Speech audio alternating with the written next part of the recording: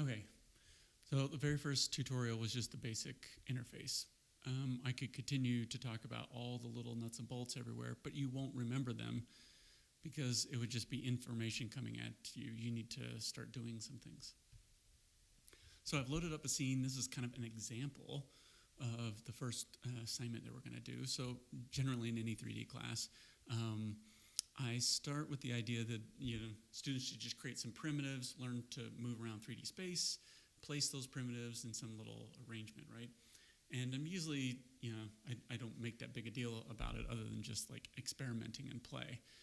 But one thing that I think students struggle with sometimes, and it's a little frustrating for me, and I think this comes from my photo background, is that sometimes we create 3D work without paying attention to the fact that at the end of the day, at least in this context, if we were going to output this and use a rapid prototype machine as a sculpture, this wouldn't be true. But in every other context, there's kind of the idea of where the viewpoint that we have in animation or 3D motion kind of defines what the feel and the look and how this all plays out, right? I mentioned in class the other day the tricks that they used for the Spider-Verse, to make it look like a comic and look at dynamic from one point of view where it looked accurate. From another point of view, you're like, wow, they cheated to make that look the way they wanted it to look. So I think this is a fundamental, important thing about this class. So kind of redesigned and made this initial assignment a little more important, with the idea that you'll get used to manipulating and scaling and rotating, scaling, moving, translating these primitives around the scene. But you had to make a still life out of this, right? With the idea that how could you set this up so that when we render a final image, it gives us a pleasing image. So let me just, instead of this is just our rough work view, right? So let's go over to the Redshift tab.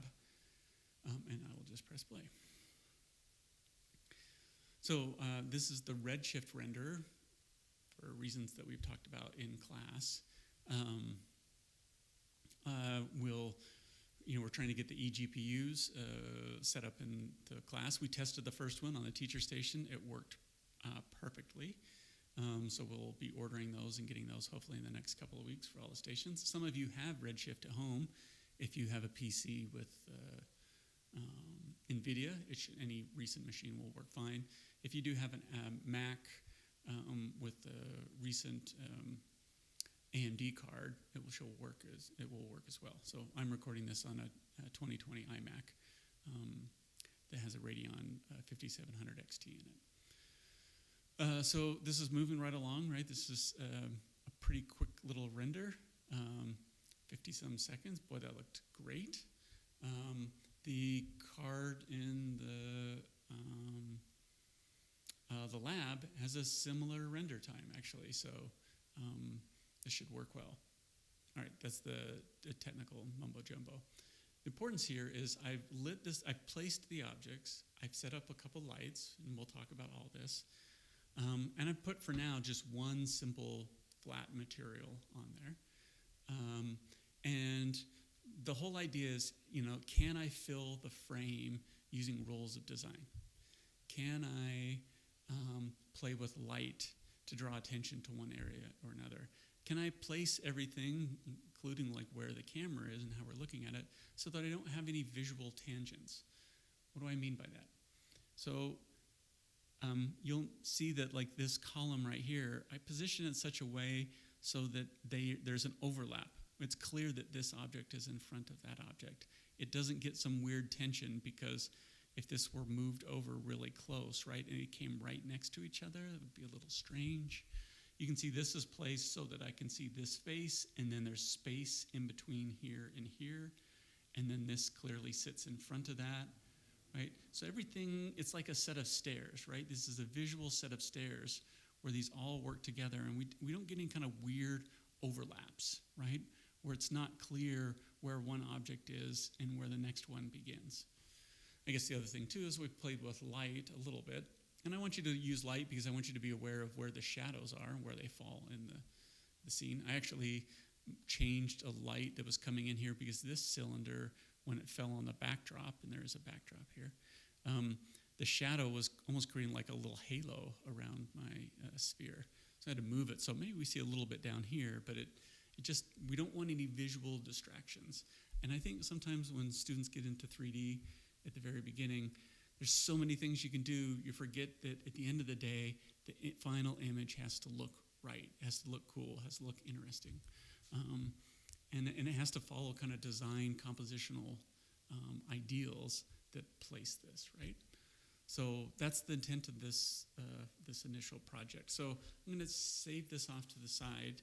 In fact, what I might do here is actually save this and just upload it as own explanation of the tutorial, and then we'll come back to it and we'll kind of start building one on our own. So the assignment will be to take some of the primitives, right? So any of these up here, I've tried to limit it just to spheres, cylinders, and cubes, right? And place them around the scene, and then I built a backdrop, and I'll show that later. It's just like a little photo studio. I put one material on there. It's this one that says PBR, it's the Redshift. It's the Redshift base material. It has diffuse reflections, but it doesn't have any, hard edge reflections on there, which I could certainly add if I wanted to. But the idea is to just make it simple, this monochromatic gray. So it's just about these visual elements. So you start by placing these. We'll, put a few objects in there. You need to show that, the objects maybe are leaning on each other, that they're resting on the ground. So each one of these is placed in such a way that it doesn't look like it's hovering. They look like it's contact. And of course, it's arranged in the scene. I do have a camera, and I've actually locked that camera once I got it set, so I wouldn't accidentally move it. And then we place some of these lights. So this will be your first project that we'll work on for the first couple of days. The other thing about this is you'll get familiar with the whole cycle. Place some objects. I guess the only thing you won't see how to do is animate, which we will do in the next big project. But in this case, we'll build a backdrop. We place these objects. We'll set up our camera. We'll put a material on there. We'll give you an opportunity to tweak those materials if you want. In fact, that will probably be a component of this where, maybe one's kind of a dull surface, one's a hard, reflective, chrome-like surface. And then we'll set it up and render just one image. So we won't animate this, but I want to see that if you can't compose with just one frame, how can you do it when you're animating a camera or animating objects throughout a course of an animation, right? So we'll start here with that. And you'll learn the whole flow, and we'll talk about the differences.